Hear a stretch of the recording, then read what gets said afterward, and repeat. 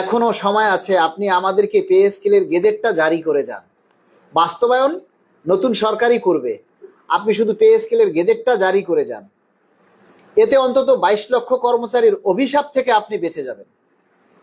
নতুবা 22 লক্ষ কর্মচারী আপনাকে সারা জীবন অভিশাপ দিবে, কারণ আপনি কর্মচারীদের জন্য কিছুই করেননি। তাই এই যাবার বেলায় অন্তত পে স্কেলের গেজেটটা প্রকাশ করে যান। আপনি যদি গেজেটটা প্রকাশ করে যান, তাহলে আমরা চাই বিএনপি সরকার সেটাকে বাস্তবায়ন করুক, কিন্তু গেজেটটা আপনারা প্রকাশ করে যান। এটা আপনার কাছে আমাদের শেষ অনুরোধ। এই সরকারের কাছে বাংলাদেশের মানুষের অনেক প্রত্যাশা, কারণ 24-এর পরে অন্তর্বর্তীকালীন সরকার এখন পর্যন্ত বিরাজমান ছিল, যাদের কাছ থেকে বাংলাদেশের মানুষের কোনো আশা প্রত্যাশা পূরণ হয়নি।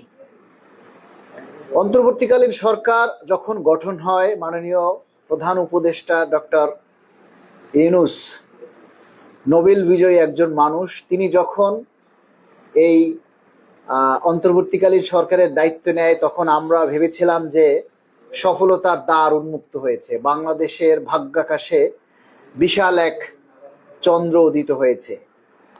কিন্তু আমরা আসলে বুঝতে পারিনি যে এটা আমাদের জন্য অমাবস্যার চাঁদ, এটা আমাদের জীবনে অন্ধকার নামিয়ে আসবে। আমাদের বাংলাদেশের মানুষের, বিশেষ করে সরকারি চাকরিজীবীদের কোনো আশা ভরসার বা আশা প্রত্যাশা পূরণ হয়নি এই অন্তর্বর্তীকালীন সরকারের দ্বারা। তাই আমরা বাংলাদেশের এখন যে নির্বাচিত সরকার, জাতীয়তাবাদী দল বিএনপি, জনাব তারেক রহমানের কাছে বাংলাদেশের সরকারি চাকরিজীবীদের অনেক প্রত্যাশা।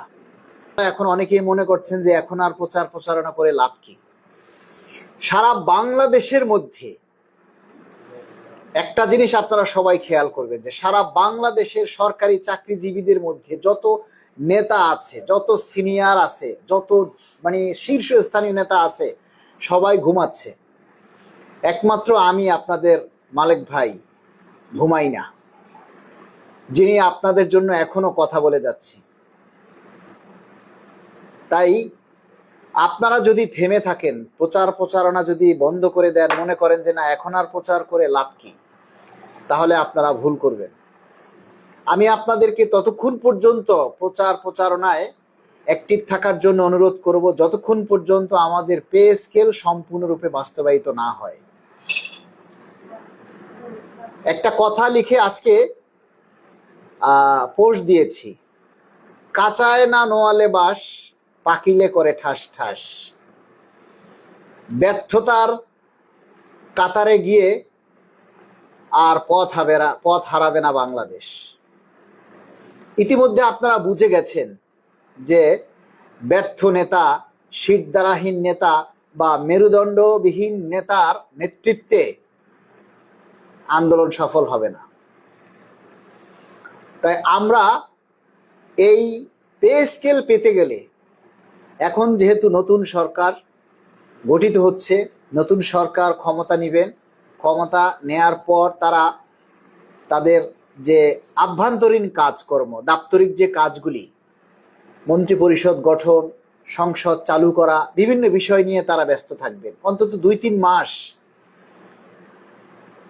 সংসদ শুরু হওয়ার আগ পর্যন্ত কোনো কর্মসূচি ঘোষণা করা যাবে না, এটা আপনারা ভালো করেই জানেন।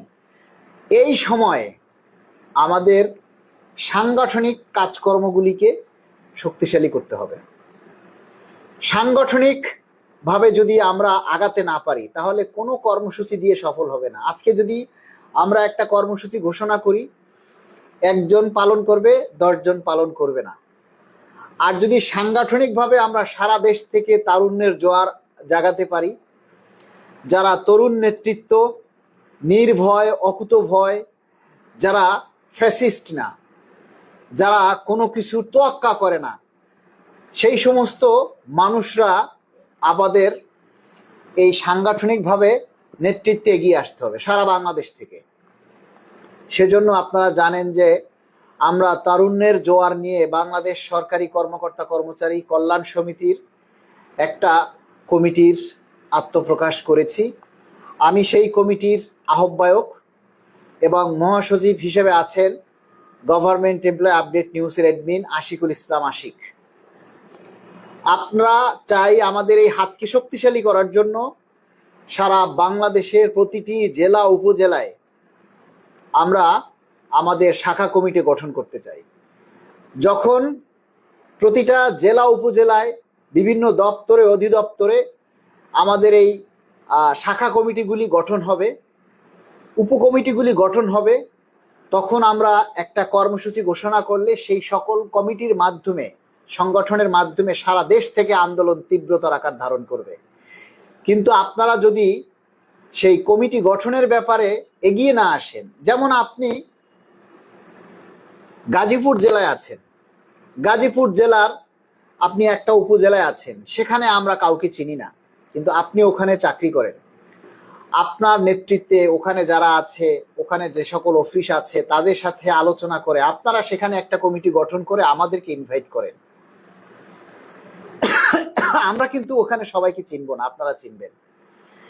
ঠিক এরকম ভাবে আপনারা অনেকেই এখন আমাদেরকে বলছেন আন্দোলন কর্মসূচি ঘোষণা করতে, চালিয়ে যেতে। আপনাদেরকে পরিবেশ পরিস্থিতিগুলি বুঝতে হবে। পরিবেশ পরিস্থিতি না বুঝে একটা হুট করে রাস্তায় আন্দোলনে নামলেই আপনি মাইর খাবেন, সফল হবেন না। তা আমরা এমন সময় আন্দোলন কর্মসূচি নিয়ে আমরা নামবো যখন আমরা সফল হব। তার আগে আমরা সরকারকে অনুরোধ করব, সরকারদেরকে আমাদের অভিযোগের কথা, আমাদের অভাবের কথা, আমাদের চাহিদার কথা আমরা বোঝানোর চেষ্টা করব। সবাই বোঝানোর চেষ্টা করবেন। আগে যেভাবে আপনারা প্রচার করেছেন সেভাবেই। রাশেদ হোসেন লিখেছেন, মালিক ভাই ঢাকা ক্যান্টনমেন্ট থেকে চতুর্থ কর্মচারীর একটা কমিটি করতে চাই আপনার অধীনে। অবশ্যই আপনারা কমিটি গঠন করেন। ওখানে আপনারা আপাতত আহ্বায়ক কমিটি গঠন করবেন, একজন আহ্বায়ক করবেন, 5 থেকে 7 জনকে যুগ্ম আহ্বায়ক করবেন, তারপরে একজন সদস্য সচিব করবেন, আর বাকি সবাইকে সদস্য করবেন। 31 সদস্য করতে পারেন অথবা 51 সদস্য বিশিষ্ট করতে পারেন, সেটা আপনাদের ইচ্ছা। আমাদের সহযোগিতা লাগলে আপনারা আমাদেরকে ইনভাইট করবেন, আমাদেরকে ডাক দিবেন, আমরা এসে গুছিয়ে দিব। আপনারা কমিটি গঠন করবেন, আমরা এসে অনুমোদন দিব। ঠিক এইভাবে প্রতিটা জায়গায় আপনারা কমিটি গঠন করবেন। কমিটি গঠন করার পর আমরা এসে আপনাদেরকে অনুমোদন দিব। অনুমোদন ছাড়া কোনো কমিটি আমাদের সাথে একাত্মতা প্রকাশ, মানে একীভূত হতে পারবে না। আমাদের এই সংগঠনের ব্যানারে একীভূত হতে পারবে না। এই সংগঠনের ব্যানারে একীভূত হতে হলে আপনারা আপনাদের কমিটি করে আমাদের অনুমোদন নিতে হবে। এখন আমরা জানতে চাই, আর একটা কথা আমি সবাইকে বলে নেই, মাননীয় প্রধান উপদেষ্টা ডক্টর ইউনূস স্যার এখনো ক্ষমতায় আছেন। আমরা মাননীয় প্রধান উপদেষ্টাকে অনুরোধ করব, মাননীয় প্রধান উপদেষ্টা, আপনি ক্ষমতা হস্তান্তর করার আগে